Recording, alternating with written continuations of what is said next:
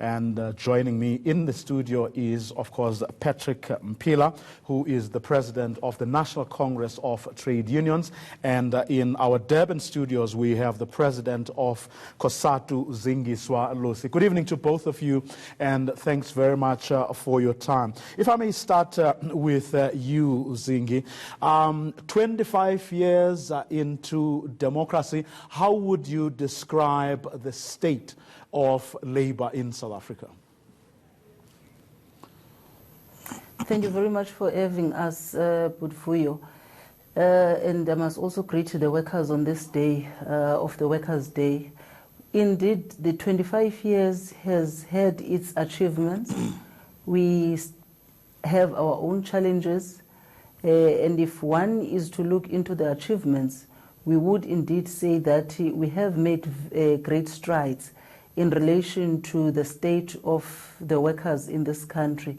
The improvement that has been made during the democratic dispensation, you would realize that institutions like your CCMA has been given birth to by the democratic dispensation in 1995, which is an institution that we can proud ourselves of because of the work that the CCMA is doing in resolving the disputes between employers and employees. We can also say that the state of workers, because outside the democratic dispensation, workers have had difficulties of joining trade unions of their choice. But because of 1994, where we have had a constitution, the rights of workers enshrined in the constitution, firstly as citizens of this country, and then they are also entrenched in the Labor Relations Act, where a worker has the right to belong to a trade union of his or her choice. So the number of leave days that workers have, for an example, now recently the Parliament has passed a legislation on a bill on the Unemployment Insurance Fund, where currently women who would give birth, ordinarily giving birth to stillborn and having miscarriages, would not have ordinarily qualified for maternity benefits. But now, in this 25 years, recently in the past year, we've had workers now being able to claim maternity benefit where you would have had a miscarriage or given birth to a stillborn. And that benefit has also been increased from 56% to 66%. And also, I must just add on this issue of UIF, Vuyo, is that you would know that workers, when they lose employment, they go and claim on the UIF. Ordinarily, they would have received that money for 8 months. Now it has been extended to 12 months. So those are just some few areas that we can raise that have been benefits to the workers. But I must also say that the national minimum wage, as you have started with it, workers in this country now, no worker would be paid below the 20 rands an hour, which is a legislated minimum wage and a stepping stone towards a living wage. So it is a huge achievement because 6.4 million workers in this country are earning below 20 rands an hour. So indeed, we note the challenges that still persist. We have a current situation with Sibanye now, the health and safety issues that are not being resolved. And we have a HOSH Act in this country where employers are supposed to be in compliance of that act. Okay. But of course, we continue to have such situations. Patrick Mpila, when you look back at the past 25 years, are you filled with pride? Thank you, Will. Not necessarily. Yes, we made some strides, but our economy is hemorrhaging jobs to the extent that the unemployment rate has gone very, very high. But also to touch on the issue of the national minimum wage. It is an important milestone in the lives of the South Africans, but we should take into consideration that the minimum wage is not a living wage. It is just to try and up our people from those poverty wages. And we still having a challenge, of course, with implementation, and especially with farming and agriculture, as well as retail.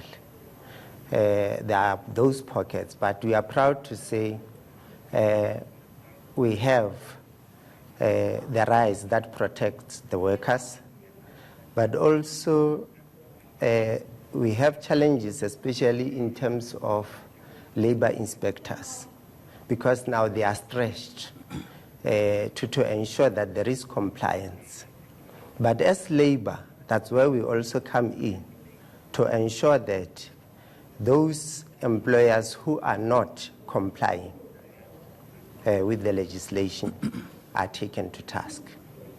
Zingiswalosi, Patrick has just outlined excuse me, a whole range of areas where he believes there should be improvement. As workers, are you united in ensuring that whatever federations or unions people belong to, you actually take issues of common interest together? Indeed, Budvuyo. You would understand that COSATU, FEDUSA and NAPTU have brought the national minimum wage to where it is today. It is the work of the organized labor at the level of NETLEC where we negotiate these bills before they go to Parliament. So we have made many strides as organized labor at the level of NETLEC. Of course, when we get to NETLEC, we are not water, so we don't really flow on the same stream, but we find each other out of the differences, but we always understand what are the common areas of our agreements, and that's where we focus on. And I want to agree with Comrade Patrick that the levels of unemployment are seated at 27%, and the economy now is shedding jobs. We have the fourth industrial revolution that is coming as a challenge in the labor market. Of course, and we're raising this issue as a federation and saying it's going to take all of us, not just organized labor, but government and business and civil society to really bring solutions. If we want to deal with the issues of high levels of unemployment and we want to take them down from 27% to the lowest percentage, government has to create an environment in South Africa that is conducive for business to make an investment.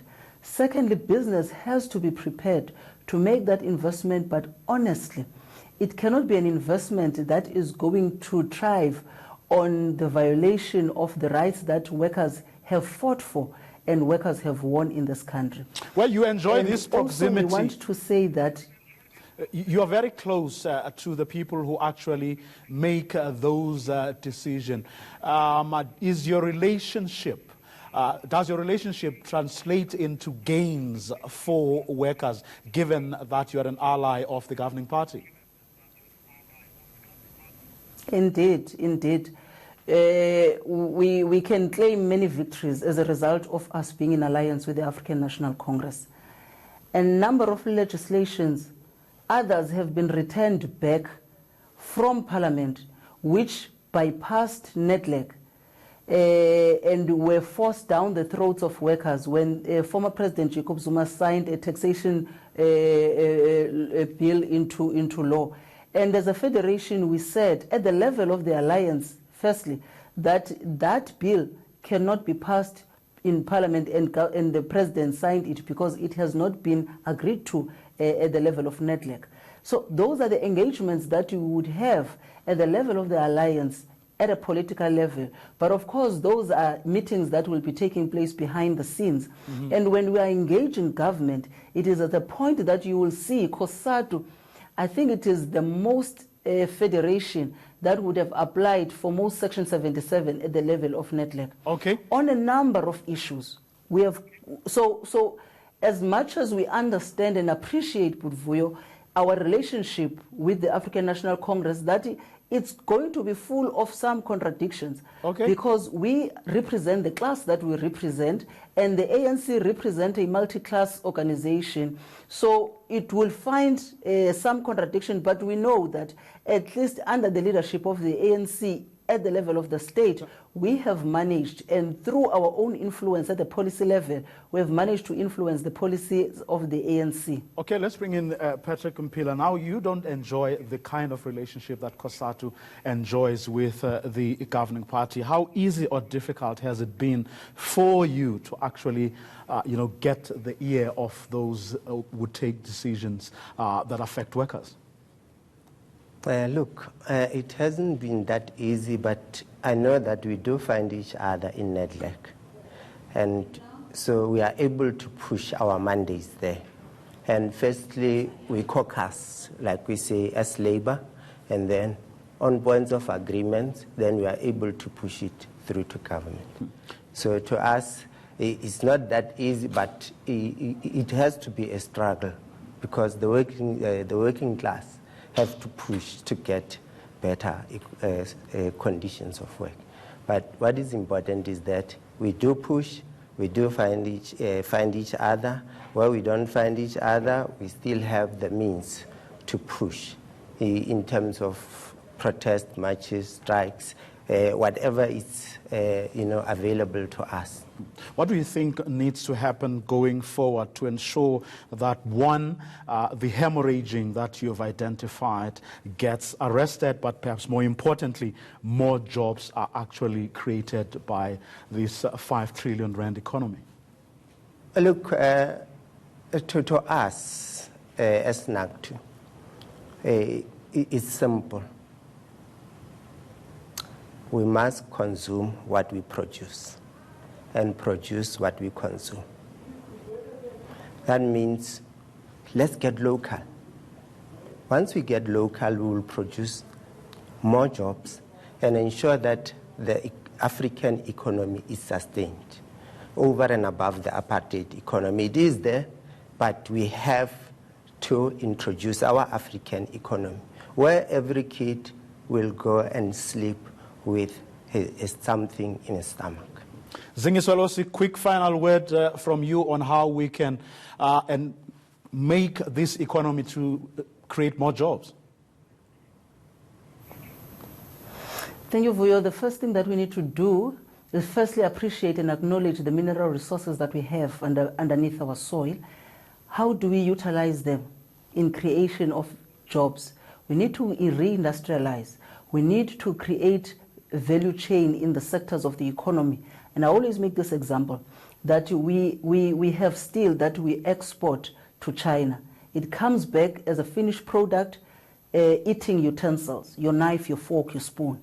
And you look into it, it's written made in China.